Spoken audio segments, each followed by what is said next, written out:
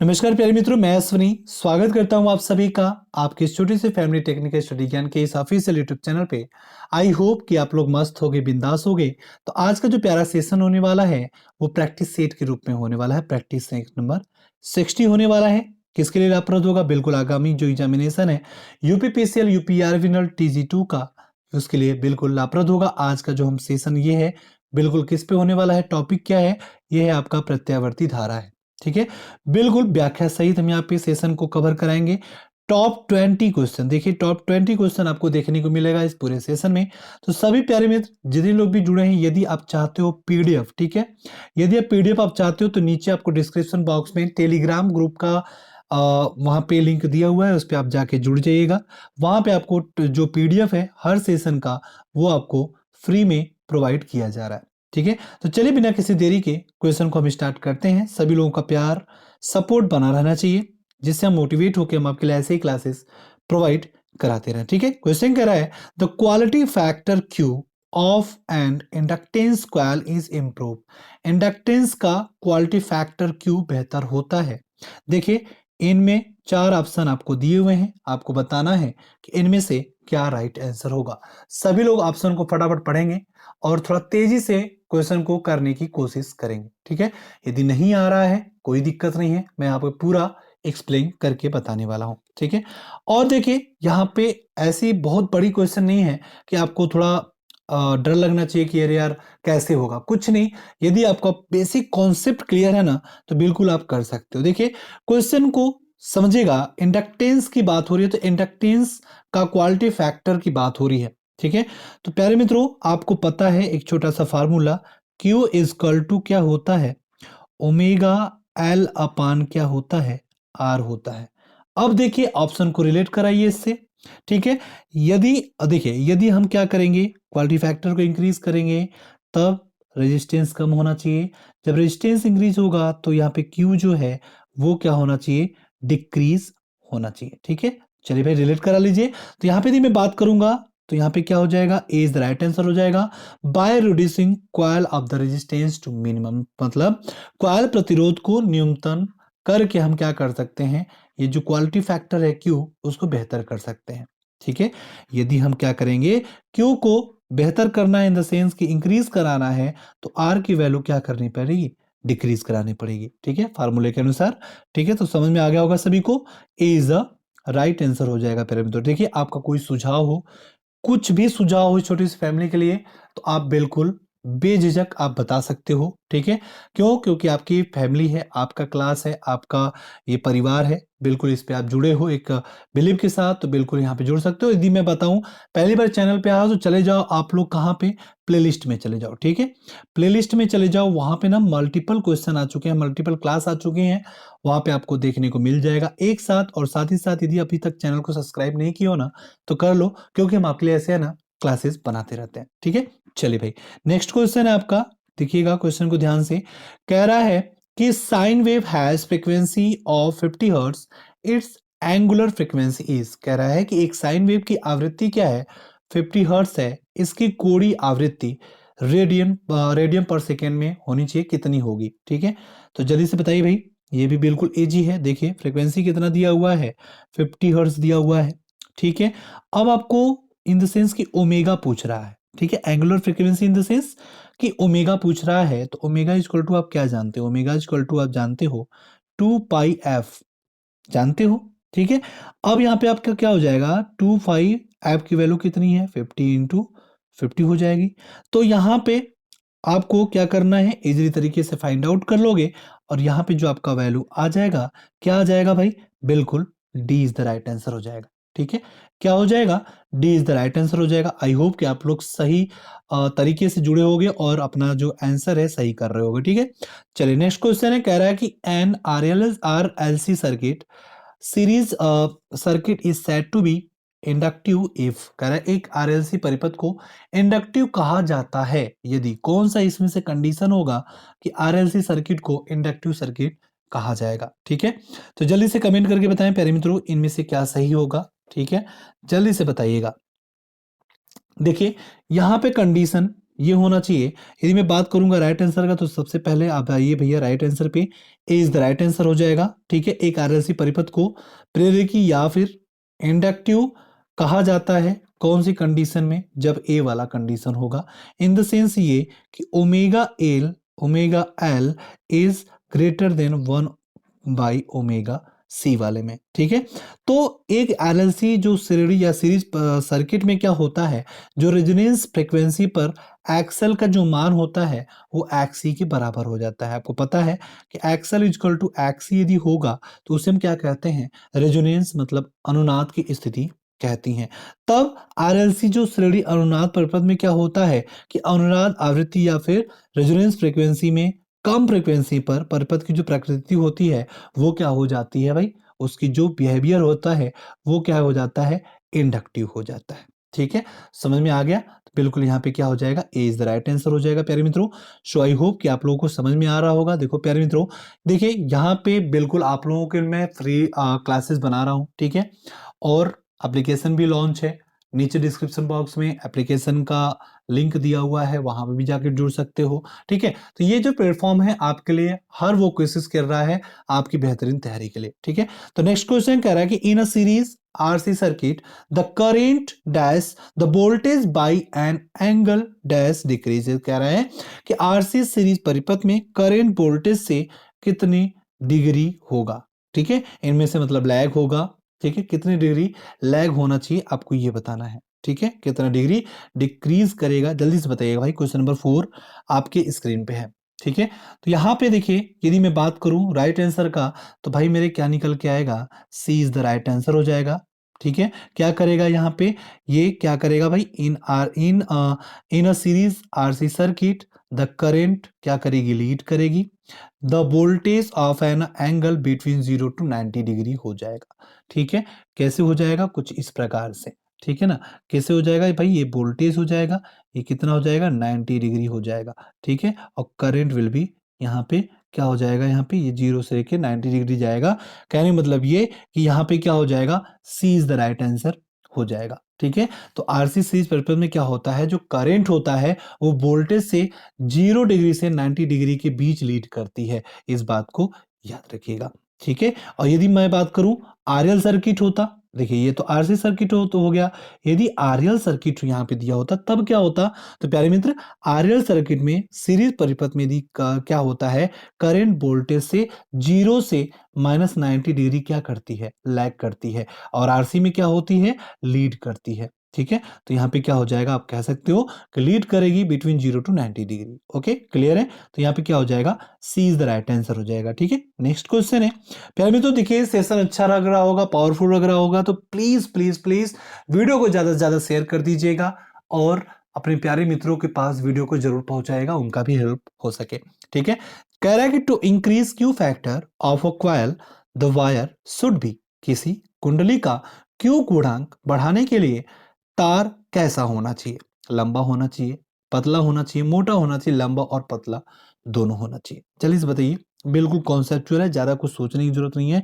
सबसे बड़ी बात यहाँ पे यदि मैं बात करूंगा राइट आंसर भाई, देखो मोटा होना चाहिए। ठीक है, क्या होना चाहिए, सी इज द राइट आंसर हो जाएगा। ठीक है, बिल्कुल कॉन्सेप्चुअल था। नेक्स्ट क्वेश्चन है आपका, कह रहा है कि passive element in a circuit is one which, एक परिपथ में एक निष्क्रिय तत्व वह है जो। ठीक है, देखिए यहाँ पे 4 कंडीशन दिया हुआ है, इनमें से आपको बताना है क्या राइट आंसर होगा। जितने भी प्यारे मित्र यहाँ पे जुड़े हुए हैं सभी लोग यहाँ पे आंसर देंगे, जितने लोग भी यहाँ पे जुड़े हुए हैं प्यारे मित्रों। ठीक है, तो यहाँ पे यदि मैं बात करूंगा, देखिए होता क्या है, यदि मैं बात करूं राइट आंसर का सबसे पहले, तो क्या हो जाएगा, रिसीव एनर्जी, ऊर्जा प्राप्त करता है। ठीक है, एक परिपथ में क्या होता है, निष्क्रिय तत्व वह होता है भाई, निष्क्रिय जो तत्व होते हैं, जो पैसिव एलिमेंट होते हैं, वो होता क्या है, जो ऊर्जा प्राप्त करता है। मतलब ऊर्जा क्या करता है, कहीं से उसको मिल जाए, स्टोर कर ले, या फिर ऊर्जा को एक्सेप्ट करता है, रिसीव करता है, तो वो क्या कहलाते हैं भाई, वो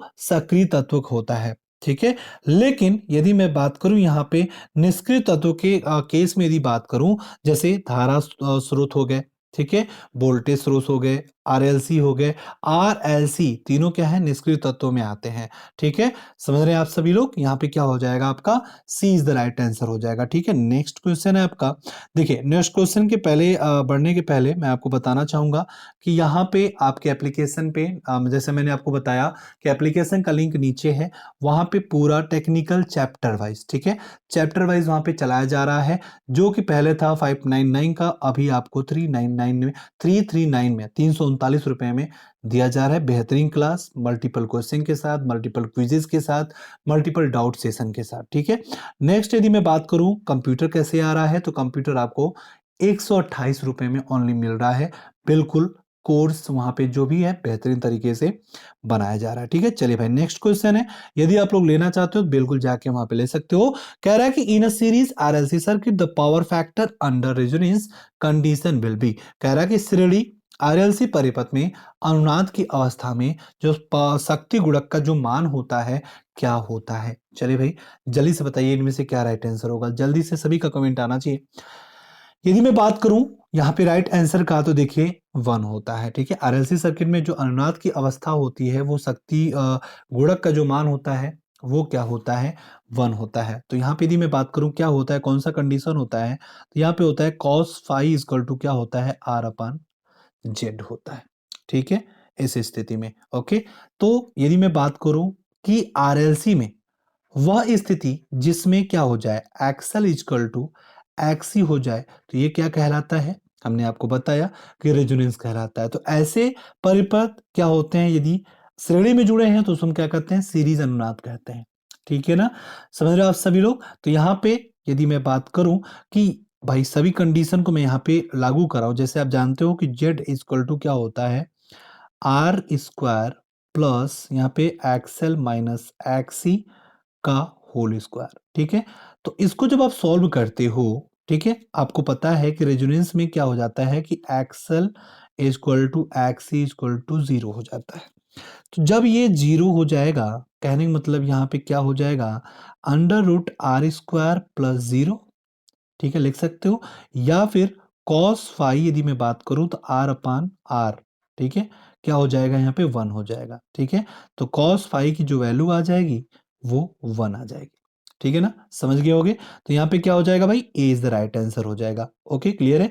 चलिए भाई नेक्स्ट क्वेश्चन है आपका। कह रहा है कि the frequency of sinusoidal alternative voltage having period times of 40 minute second is, कह रहा है कि यहाँ पे आपको बताना है कि इस अवधि में समय वाले जो जाविक्रीय या फिर साइनसोइडल अल्टरनेटिंग वोल्टेज की जो आवृत्ति होती है क्या होती है। जल्दी से बताइए प्यारे मित्रों, यहाँ पे क्या होगा, जल्दी से कमेंट करके बताएं। ठीक है ना, जल्दी से कमेंट करके बताएंगे भाई, जितने लोग भी यहाँ पे जुड़े हुए हैं। ठीक है, फटाफट सभी का आंसर आना चाहिए। देखिए यहाँ पे यदि मैं बात करूँ टी की वैल्यू कितनी दी हुई है, वो 40 दी हुई है, मतलब 40 इंटू 10 के पावर -3 लिख सकते हैं सेकेंड में। ठीक है, समझ में आ रहा है? आप जानते हो कि एफ इजकल टू क्या होता है, 1/t होता है, तो भाई वैल्यू रख दो वहां पे। ठीक है ना, वैल्यू रख दोगे फटाफट, जब उसको सॉल्व कर लोगे तो एफ की जो वैल्यू आ जाएगी वो क्या आ जाएगी भाई, बी आ जाएगी, 25 आ जाएगी। ठीक है, B is the right answer हो जाएगा। नेक्स्ट क्वेश्चन है, कह रहा है कि impedance matching is use to, impedance matching प्रयुक्त होती है किसके लिए। जल्दी से बताइए, 4 ऑप्शन आपके पास हैं, सभी को रीड आउट कीजिए आराम से, उसके बाद राइट आंसर यहाँ पे देंगे आप सभी लोग। ठीक है, फटाफट सभी का आंसर आना चाहिए। ठीक है, तो यहाँ पे यदि मैं बात करूँ इम्पीडेंस मैचिंग जो की प्रयुक्त होता है किसके लिए, तो भाई देखिए सी के साथ हम जाएंगे। ठीक है, किसके लिए, both maximize power transfer to the load and minimize the reflection loss, मतलब कि लोड पर पावर हस्तांतरण अधिकतम करने के लिए एवं और रिफ्लेक्शन लॉस न्यूनतम करने के लिए, इनके लिए दोनों के लिए यहाँ पे हो जाएगा। तो क्या हो जाएगा, सी इज द राइट आंसर हो जाएगा। नेक्स्ट क्वेश्चन है प्यारे मित्रों, ठीक है, कह रहा है कि the equation of alternating voltage is 14.14 sin 55t, the frequency and effective value of voltage is. ठीक है, कह रहा है कि प्रत्यावर्ती वोल्टेज का जो समीकरण है 14.14 sin 50 पाई टी है, तो वोल्टेज की आवृत्ति तथा उसका प्रभावी जो मान है, इफेक्टिव वैल्यू है, उसे बताना है आप सभी को, ठीक है। बहुत ईजी है, घबराने की जरूरत नहीं है, बहुत ईजी है, सब लोग ट्राई करिए पहले, उसके बाद मैं आपको यहाँ पे एक्सप्लेन कर दे रहा हूँ, ठीक है। फटाफट सभी का आना चाहिए भाई, सभी का आंसर आना चाहिए। चलिए भाई, सभी का आंसर आना चाहिए फटाफट। चलिए देखते हैं कैसे करते हैं। देखिए, अब देखिए ये प्रकार का इक्वेशन दिया हुआ है। क्या दिया हुआ है? 14.14, थोड़ा सा कलर चेंज कर लेता हूँ जिससे आपको क्लियर दिखे। 14.14, ठीक है। क्या दिया हुआ है? साइन, ठीक है, साइन 50 पाई टी दिया हुआ है, ठीक है। तो ये कौन से टर्म में दिया हुआ है? आपको पता है कौन से टर्म में दिया हुआ है? बिल्कुल। इसका यदि मैं बात करूंगा तो ये टोटल भी इक्वल टू भी मैक्सिमम साइन ओमेगा टी के टर्म में दिया हुआ है, ठीक है। बिल्कुल वैल्यू रख दो वहां पे। और बिल्कुल आपको क्या करना है, सबसे पहले भी आर एम एस आपको निकालनी है। तो भी आर एम एस निकालोगे तो भी मैक्सिमम अपन अंडर रूट 2, ये क्या है? बी आर एम एस हो जाएगा। तो बी मैक्सिमम यहाँ पे क्या है? 14.14 है, रख दो वहां पे, अंडर रूट 2 कर दो, वैल्यू आएगी, उसको सॉल्व करो फटाफट। तो आरएमएस की वैल्यू जो आ जाएगी, B R M S 10 voltage आ जाएगी, ठीक है। आप ये भी जानते हो कि 2 पाई एफ एल, ठीक है, ये भी फार्मूला आपको अच्छी तरीके पता होगा, ठीक है। तो उसको भी यहाँ पे आपको लागू करना है। ये 2 पाई एफ एल क्या है? दिस इज द एक्सल, ठीक है। This is the value of the XL. जब उसे आप फाइंड आउट कर लेते हो तो आपको फ्रीक्वेंसी भी आ जाती है। तो कहने का मतलब ये कि यहाँ पे क्या हो जाएगा? A is the right answer हो जाएगा, ठीक है। 10 वोल्ट आ गया, फ्रीक्वेंसी आपकी आ जाएगी 25 हर्ट्स। ओके, समझ में आ गया भाई? चलिए भाई, वोल्टेज भी आ गया और आवृत्ति भी आ गई, ठीक है। नेक्स्ट क्वेश्चन है प्यारे मित्रों, और यदि आप लोगों को सेशन अच्छा लग रहा है, चैनल पे पहली बार हो, पहली बार वीडियोस देख रहे हो, तो चैनल को देखो जरूर सब्सक्राइब करके हमारे साथ जुड़ सकते हो छोटी सी फैमिली में, ठीक है। क्वेश्चन कह रहा है कि एक परिपथ में तात्कालिक वोल्टेज तथा धारा निम्न समीकरण द्वारा दर्शाए जाते हैं, ठीक है। देखिए दो है, वोल्टेज एंड करंट के टर्म्स में परिपथ द्वारा उपभोग व्यय शक्ति होगी, ठीक है। पावर कंज्यूम आपसे पूछ रहा है इन सर्किट में क्या होगा। चलिए भाई, सभी लोग बताएंगे यहाँ पे किस प्रकार से करेंगे, हम आपको हिंट भी देंगे, बताएंगे भी कैसे करना है, ठीक है। चलिए भाई जल्दी बताइए सभी लोग यहाँ पे, फटाफट फटाफट सभी का आंसर आना चाहिए। तो यदि मैं बात करूं प्यारे मित्र, ठीक है, तो आपको ये पता होना चाहिए, ठीक है, वी टी इक्वल टू क्या होता है? भी मैक्सिमम साइन क्या होगा? ओमेगा टी होता है। तो यहाँ पे कौन सा टर्म है? ओमेगा टी प्लस थीटा, ठीक है, एंगल क्रिएट हो रहा है। तो यहाँ पे देखिए, यहाँ पे आपका एक ये दिया हुआ है और आई के टर्म में दिया हुआ है, ठीक है, दोनों के टर्म में दिया हुआ है, आई मैक्सिमम और भी मैक्सिमम के टर्म में दिया हुआ है, ठीक है। अब आपको ये भी पता है कि E V is equal to क्या होता है? भी मैक्सिमम अपन under root 2। What is the E V? This is the R M S value, okay. और यदि मैं करेंट के टर्म में यदि बात करूं तो ये भी क्या होता है? I maximum under root 2। भाई आरएमएस वैल्यू आई के टर्म में आपको निकालना है तो उसको भी निकालना है। अब आपको पता है जो फाइव इक्वल टू होता है वो पाई/2 होता है, ठीक है, वैल्यू रख दो, ठीक है। जो उसको वैल्यू आप वहां पे रखोगे, ठीक है, किस टर्म में आएगा, सभी को आराम से करोगे तो आपको जो मिलेगा पाई/2 माइनस पाई/6 के टर्म में, मतलब पाई/3। तो पाई/3 को हम लिख के क्या सकते हैं? 60 डिग्री लिख सकते हैं, ठीक है। तो फिर अब आप फटाफट भाई वहां पे निकाल लो, पावर कंज्यूम आपको निकालना है। तो पी इक्वल टू क्या हो जाएगा?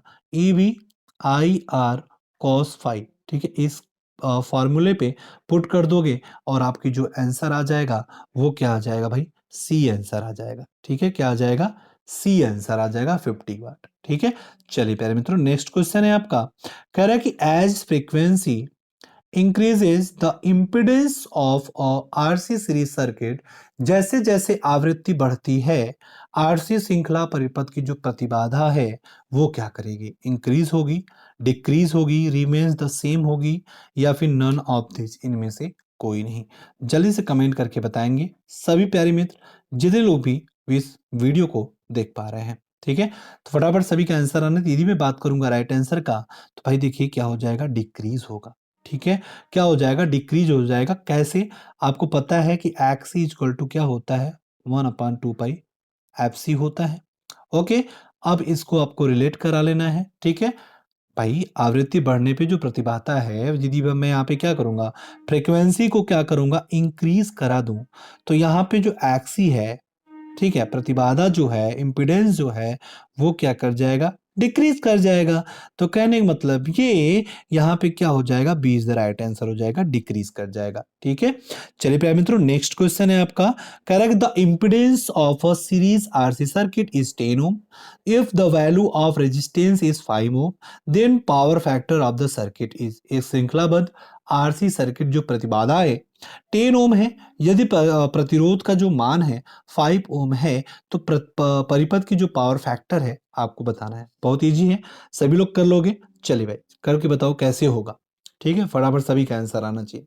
ठीक है, सभी लोग आंसर देंगे, चुटकी में आंसर आएगा, चुटकी में आंसर आएगा, जल्दी से आंसर बताओ, फटाफट फटाफट सबका आंसर आना चाहिए। ठीक है, देखिए इम्पिडेंस की जो वैल्यू है, ठीक है, इम्पिडेंस की जो वैल्यू है वो कितना दी हुई है, 10 ओम दिया हुआ है, और रेजिस्टेंस कितना दिया हुआ है, 5 ओम दिया हुआ है। क्लियर है, आप ये भी जानते हो कि cos फाइव इक्वल टू क्या होता है, आर अपन जेड होता है भाई ना।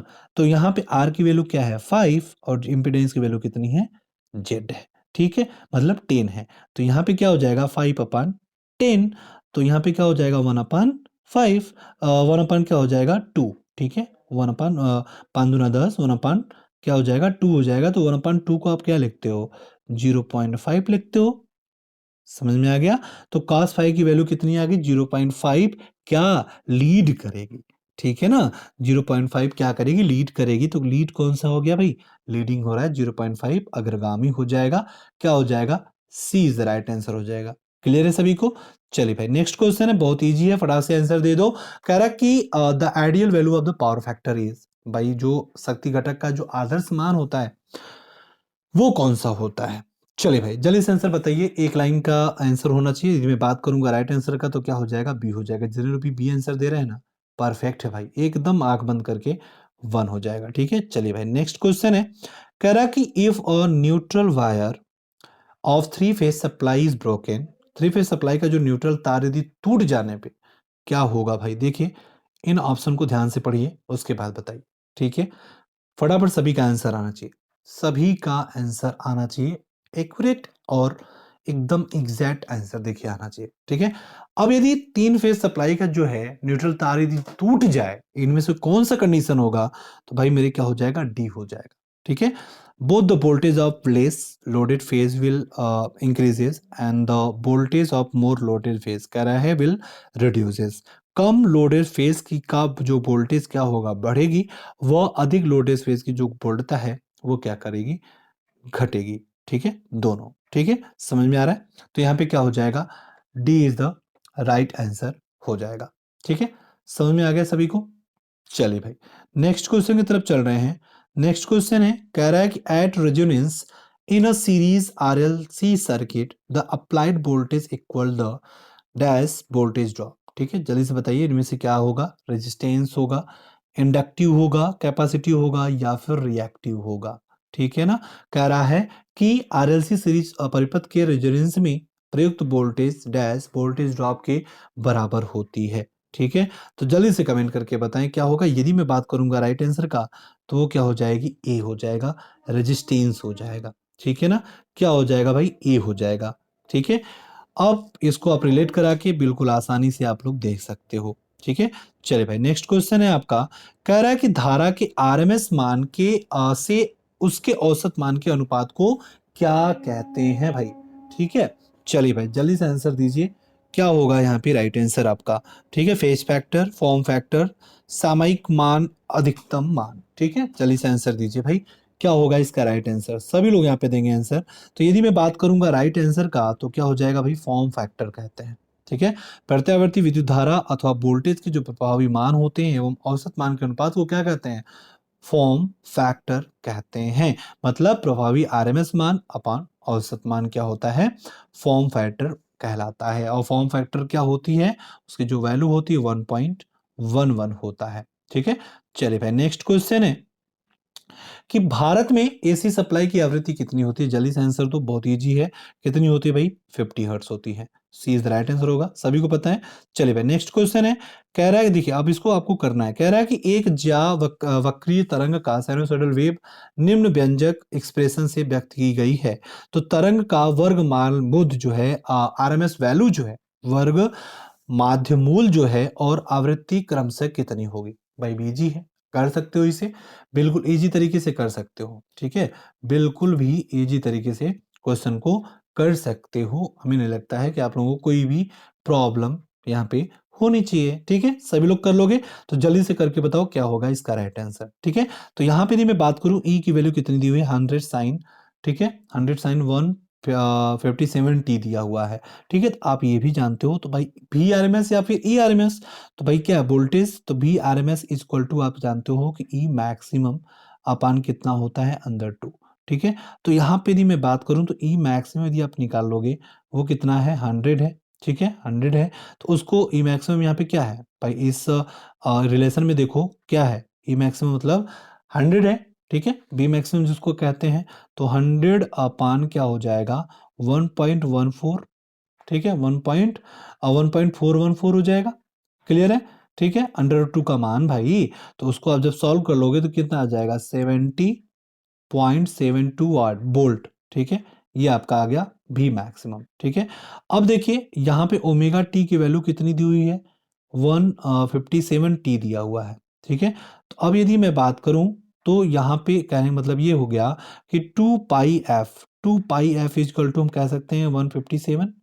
ठीक है, तो एफ इजकल टू क्या हो सकता है 157 के अपान क्या हो जाएगा 2 इंटू पाई, पाई की वैल्यू कितनी होती है 3.14 होती है। ठीक है, इसको सॉल्व कर लोगे तो आपका आ जाएगा 25 हर्ट्स आ गया। कहने मतलब ये कि यहाँ पे क्या आ गया 70.72 मतलब 71 के लगभग, और 25 हर्ट्स मतलब क्या B is the right answer हो जाएगा। ठीक है, क्लियर है सभी को। चलिए भाई नेक्स्ट क्वेश्चन है, कह रहा है कि एक प्रत्यावर्ती परिपथ में वोल्टता और धारा निम्न व्यंजक से प्रदर्शित है। ठीक है, तो परिपथ का शक्ति गुणक क्या होगा भाई, बहुत इंपॉर्टेंट है, बहुत इंपॉर्टेंट है। अभी इसी टाइप का मैंने क्वेश्चन आपको कराया है। ठीक है, तो यदि मैं बात करूंगा बिल्कुल क्या हो जाएगा भाई डी इज राइट आंसर हो जाएगा। कॉस फाई लैगिंग करेगा। ठीक है, क्या करेगा लैग करेगा। ठीक है, समझ रहे सभी लोग। चलिए भाई, सो आई होप कि आप लोगों को क्लास अच्छा लगा होगा। Then thanks for the watching. यदि आपको पीडीएफ चाहिए तो ज्वाइन कर लीजिए टेलीग्राम ग्रुप, नीचे डिस्क्रिप्शन बॉक्स में दिया हुआ है, जहाँ पे फ्री पीडीएफ आपको दिया जा रहा है। और साथ ही साथ फुल कोर्सेज में बार बार कह रहा हूँ कि आपको एप्लीकेशन बिल्कुल डाउनलोड कर लेना चाहिए। वहाँ पे क्विजेज जो हैं डेली के रूप में पर डे आपको मिल रहे हैं, उसको भी अटेम्प्ट करिए। बहुत सारी चीज़ें जो कि आपको लाभप्रद ही होगा। और साथ ही साथ इस नंबर पे कांटेक्ट कर सकते हो, कोई भी दिक्कत होती है तो इस नंबर पे जरूर कांटेक्ट कर सकते हो। चलिए मिलते हैं नए वीडियो में, तब तक अपना ख्याल रखें, मस्त रहें, बिंदास रहें।